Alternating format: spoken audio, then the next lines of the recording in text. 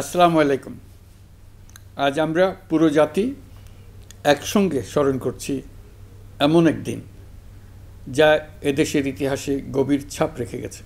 5ই August শুধু একটি বিশেষ দিবস নয়, এটি একটি প্রতিজ্ঞা, গণজাগরণের উপাখ্যান এবং ফ্যাসিবাদী শাসন থেকে জাতির পুনর্জন্মের দিন।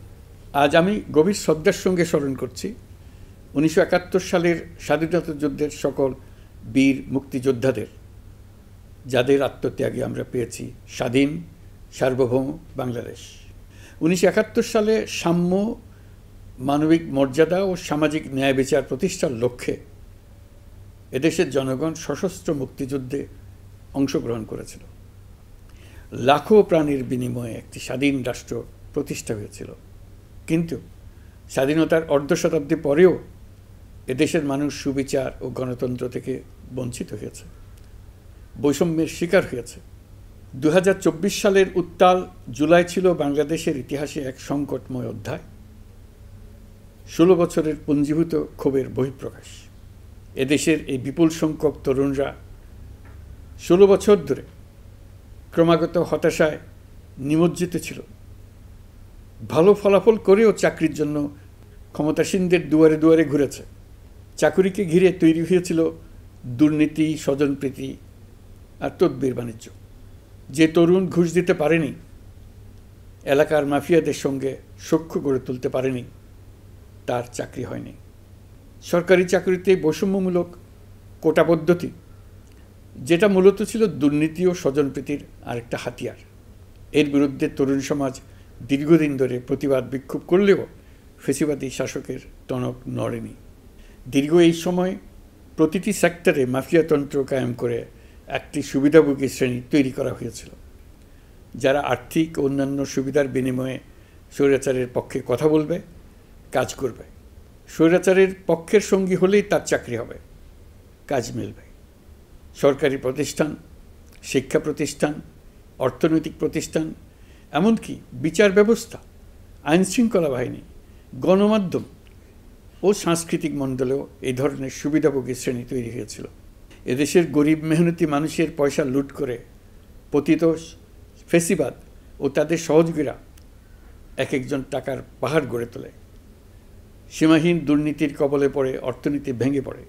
এই দেড় যুগে প্রতিটি ন্যায্য দাবি, প্রতিবাদ, বিক্ষোভ চলাকালে পুলিশের পাশাপাশি দলীয় সন্ত্রাসীরা অস্ত্র হাতে আন্দোলনকারীদের পিটিয়েছে। গত 16 বছরে যারাই সরকারের সমালোচনা করেছে, নাগরিকদের অধিকারের পক্ষে কথা বলেছে, তাদেরকে গ্রেফতার অথবা গুম করা হয়েছে। লাখ লাখ বিরোধী দলীয় রাজনৈতিক নেতাকর্মীদের নির্বিচারে আটক, গ্রেফতার করা হয়েছে। এই ভয়াবহ পরিস্থিতিতে 24 জুলাইয়ে দেশের ছাত্র সমাজ, তরুণ প্রজন্ম, সাধারণ মানুষ সবাই একত্রিত হয় এক নতুন দিনের প্রত্যাশায়। সমস্বরে তারা বলে ওঠে, এবার ফ্যাসিবাদকে যেতে হবে। তবু দেশের মানুষের বুকে গুলি চালিয়ে শেষ পর্যন্ত ক্ষমতা আঁকড়ে ধরে রাখতে চেয়েছিল ফ্যাসিবাদী সরকার। তারা নির্বিচারে গুলি করেছে, গ্রেপ্তার করেছে, ইন্টারনেট বন্ধ করে হত্যাকাণ্ডের তথ্য লুকাতে চেয়েছে। রাতের অন্ধকারে এলাকায় এলাকায় অভিযান চালিয়ে ছাত্রদের আটক করেছে। গুলিবিদ্ধ আহতদের তারা হাসপাতালে চিকিৎসা নিতে দেয়নি। হাসপাতালগুলোকে নির্দেশ দেওয়া হয়েছিল যেন আহতদের ভর্তি না করা হয়। এই কারণে বহু মানুষ চিকিৎসা না পেয়ে চিরতরে দৃষ্টি হারিয়েছে, পঙ্গু হয়েছে।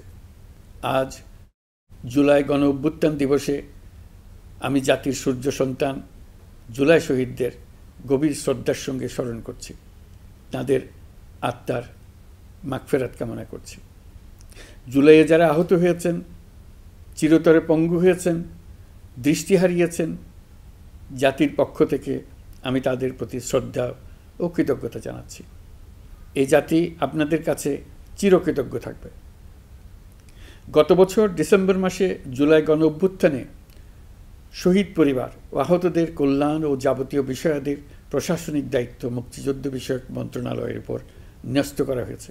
এখন পর্যন্ত 836টি শহীদ পরিবারের মধ্যে 775টি শহীদ পরিবারকে মোট 98,40,00,000 টাকার সঞ্চয়পত্র ও মাসিক ভাতা বাবদ ব্যাংক চেক দেওয়া হয়েছে।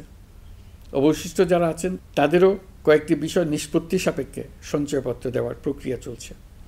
এর পাশাপাশি আহত 13,800 জন জুলাই যুদ্ধকে 3টি ক্যাটাগরিতে নগদ টাকা ও চেক বাবদ মোট 153 কোটি 4 লাখ টাকা প্রদান করা হয়েছে।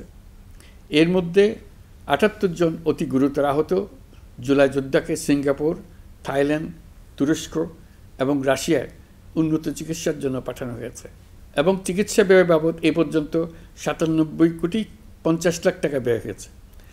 জেলা উপজেলা পর্যায়ে সকল সরকারি হাসপাতাল বা ক্লিনিক বা স্বাস্থ্যকেন্দ্র, মেডিকেল কলেজ হাসপাতাল এবং সরকার কর্তৃক নির্ধারিত বিশেষায়িত হাসপাতালগুলোতে সকল শ্রেণীর আহত জুলাই যোদ্ধাদের অগ্রাধিকার ভিত্তিতে বিনামূল্যে চিকিৎসা সেবা দেওয়ার সিদ্ধান্ত হয়েছে। সরকারের পক্ষ থেকে জুলাই শহীদ ও আহতদের জন্য আরও নানা উদ্যোগ নেওয়া হচ্ছে। তবে জুলাইয়ের মহানায়কদের আত্মত্যাগ তখনই সার্থক হবে যখন এই দেশকে আমরা একটি সত্যিকারের জনকল্যাণকর দেশ হিসেবে গড়ে তুলতে পারব। আজ আমরা কেবল অতীত স্মরণ করতে আসিনি, আমরা একটি শপথ গ্রহণ করতে এসেছি। শপথ এই, আমরা কোনো ধরনের নিপীড়নের কাছে মাথা নোয়াব না।